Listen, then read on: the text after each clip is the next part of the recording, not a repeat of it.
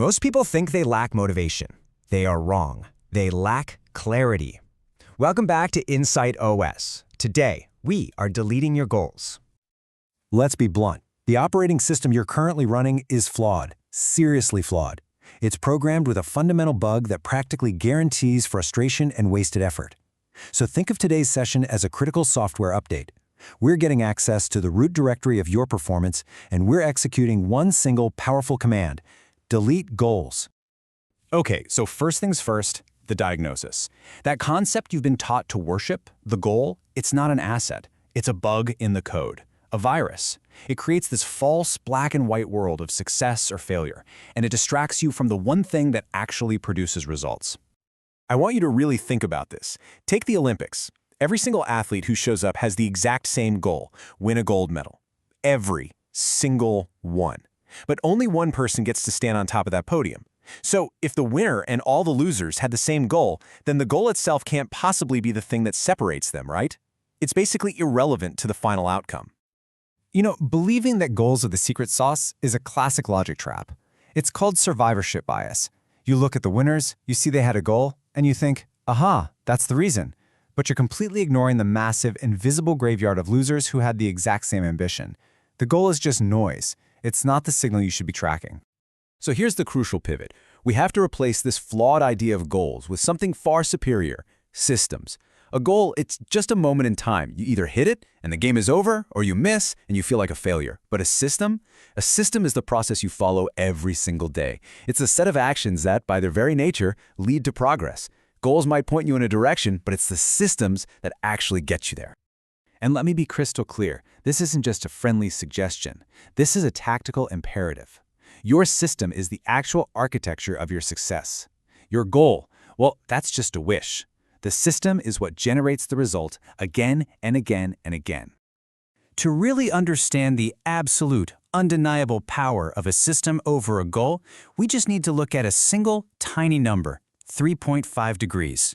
It seems totally insignificant, right? A tiny little deviation. But when you stretch that out over a distance, that tiny input, it changes everything. The implication here is just staggering. Okay, picture this. A plane takes off from LA. Its destination, its goal, is New York City. Now imagine if the pilot adjusts the nose of that plane just 3.5 degrees to the south. That's a shift of only a few feet on the runway in LA. But that plane isn't just going to miss JFK Airport. No, it will land in an entirely different city, Washington, D.C., over 200 miles away. This shows you perfectly that a tiny, almost invisible change in your system, your daily trajectory, compounds into a massively different outcome. Your goal is meaningless if your system is pointed somewhere else. Now, the second critical error in that old goal-oriented operating system is something I call the latency flaw. It's a deep misunderstanding of physics, really, of how results actually build up in the real world. And honestly, this flaw is the reason most people quit. See, the goal-addicted mind expects everything to be linear. You put in 1 unit of work, you expect to get 1 unit of results back. But that's not how the universe works, is it? In the early days of any new system, your effort isn't being wasted. You need to get this. It is being stored. You're building up what we call latent potential. You know, the San Antonio Spurs, one of the greatest dynasties in sports history, they have this quote hanging in their locker room, and it's the perfect analogy. The stonecutter hits the rock 100 times, and nothing happens. No visible result. So, were those first 100 hits wasted? Of course not. They were storing energy. That 101st blow that finally splits the rock, it isn't the sole cause of the success. It is the culmination of all the stored effort that came before it. Let's make this even simpler. Think of an ice cube in a cold room. You start to slowly raise the temperature. 25 degrees, 26, 27. You get it all the way to 31 degrees. And nothing. Absolutely no visible change. A goal-oriented person would look at that and say, well, this isn't working. But then you add 1 more degree, from 31 to 32, and boom, a massive state change happens. The breakthrough wasn't because of that one final degree. It was the result of all that stored energy that came before it. This period of stored, latent potential, this is what we call the valley of disappointment. It's that brutal phase where you're putting in the work, but the results just haven't shown up yet. Your brain, which is addicted to that instant feedback from goals, starts screaming at you that the system is broken. And this valley, it's the great filter. It's where 99% of people give up, literally moments before all that stored energy is unleashed and that hockey stick curve of insane growth kicks in. So, we've deleted goals, and we now understand latency. It's time to install the first module of our new OS. We are shifting our focus away from something completely unreliable and internal, motivation, to something incredibly reliable and external, environmental design. I'm just going to say it. Motivation is garbage. It's a fleeting chemical state in your brain. It comes, it goes. Relying on it is strategic malpractice. A well-designed environment, on the other hand, is a physical reality.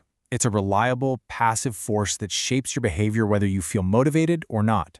We don't rise to the level of our goals, we fall to the level of our systems, and our systems are always dictated by our environment. Don't believe me? Let's look at the data.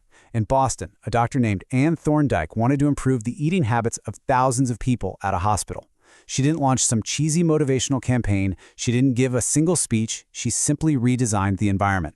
All she did was add water bottles to every single drink fridge in the cafeteria. And the results? They were immediate and they were staggering. Soda sales plunged by over 11%, bottled water sales shot up by nearly 26%. Let that sink in for a second. She changed the behavior of thousands of people just by making the better choice the more obvious choice. The path of least resistance will almost always determine your actions. So instead of trying to grind it out with more willpower, you should be laser-focused on reducing the friction for your good habits and cranking it up for your bad ones. This is about tactical design, not wishful thinking. And that brings us to the final, and frankly, the most critical part of this Insight OS upgrade. We've dealt with the external architecture, your environment. Now it's time to rewrite the core code. We are upgrading your identity. Here's the bottom line. Outcomes are about what you get. Processes are about what you do. But identity is about what you believe. Trying to change your habits without changing your underlying identity is like trying to treat a symptom without curing the actual disease. It might work for a little while, but it is absolutely doomed to fail.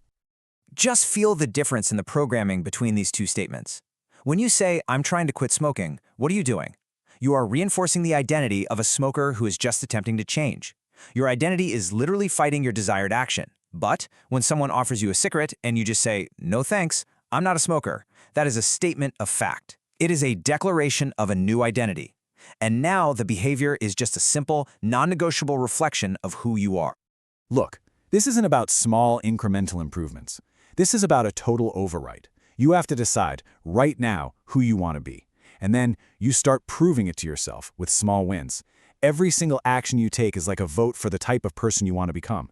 You don't just go for a run, you become a runner. You don't just write a page, you become a writer. This is the ultimate command. This is about pride. It becomes a core belief that you will defend at all costs. Once you take pride in a new aspect of your identity, whether it's the health of your body, the quality of your work, or the cleanliness of your home, you will fight tooth and nail to maintain the habits that go along with it.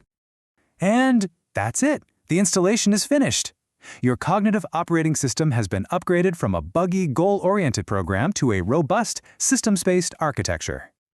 So let's run a quick diagnostic on the new protocol. We have deleted the bug of goal obsession and replaced it with a laser focus on superior systems. We have stopped relying on the fantasy of motivation and started tactically designing our environment. And most importantly, we have upgraded our core identity, because true, lasting change always flows from the inside out. Your internal operating system is fixed. Now we need to hack the humans around you. That is coming up next.